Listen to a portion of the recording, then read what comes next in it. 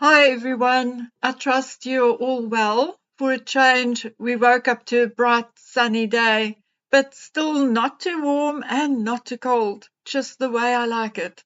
Okay, now guys, I'm not someone who really believes in karma because in my lifetime, I've seen too many really good, decent people never get what they want or even what they need, and too many really nasty people just cruising through life with enough of everything and without a care in the world.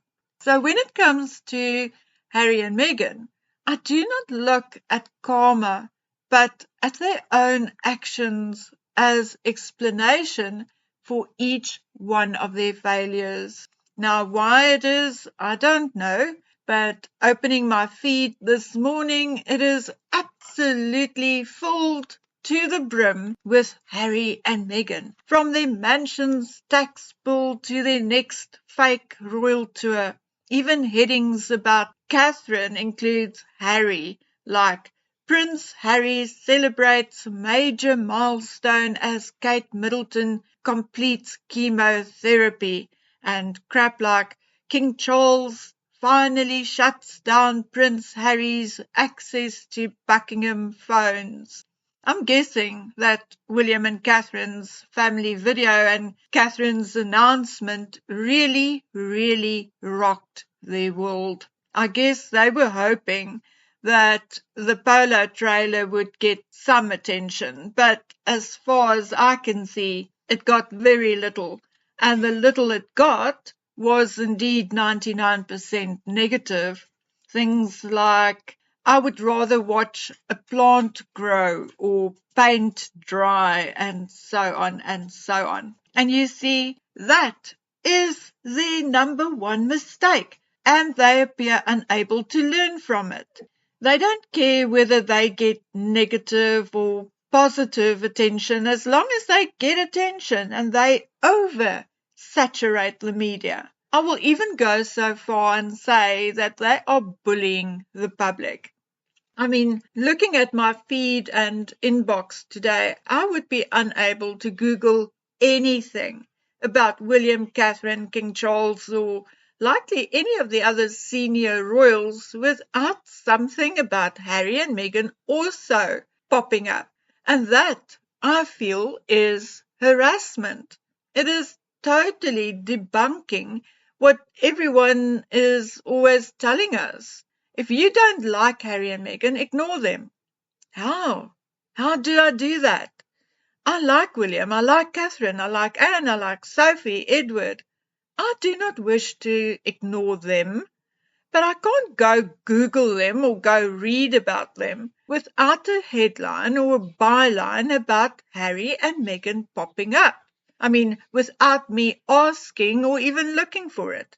And that, in my opinion, is harassment. It is bullying. And it is no wonder so many of us can't stand their faces anymore.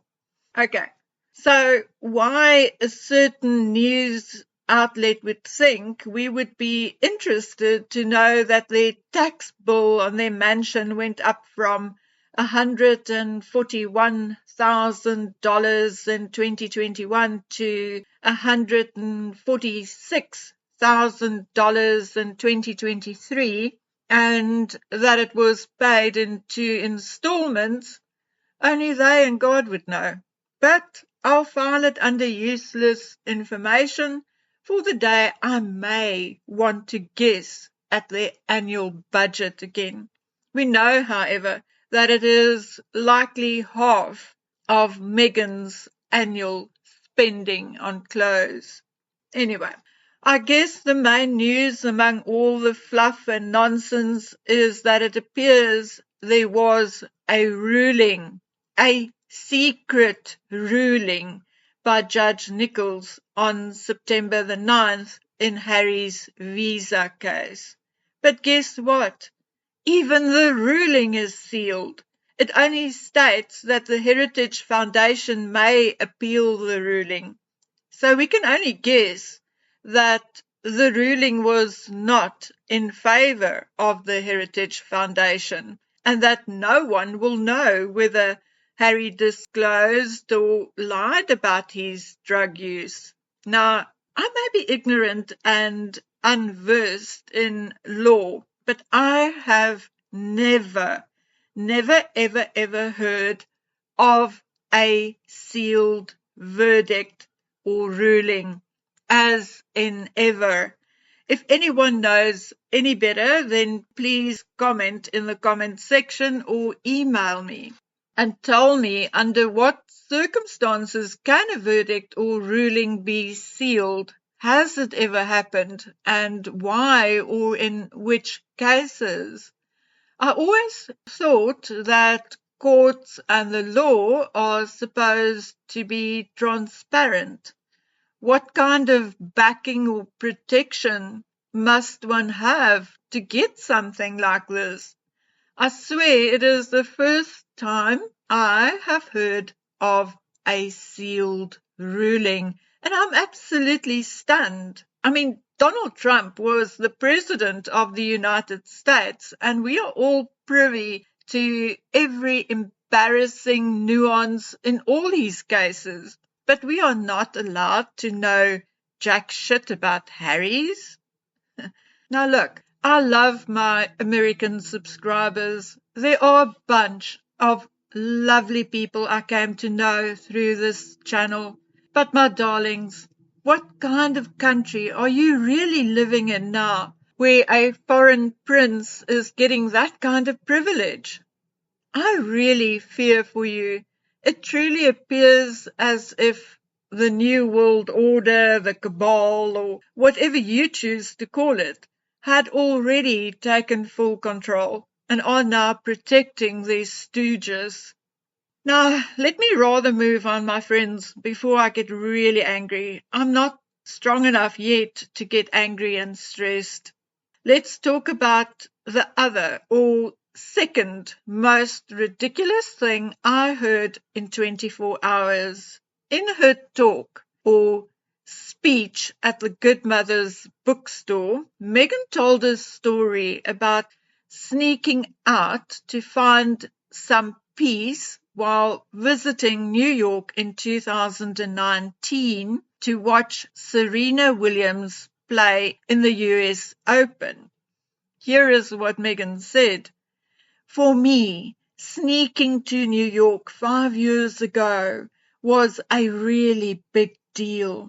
She said she wore a cap and kept her head down to hide from the public. And then she said, I was still so uncomfortable being out in the world. The safety of what I was craving, I knew I could find in a bookstore. I mean, what utter bullcrap. In 2019, after the birth of Archie, she was still a senior member of the royal family. A senior member of the royal family does not travel anywhere without some form of security. And if she did sneak away without a bodyguard or security, then why would she want all that security now? What changed?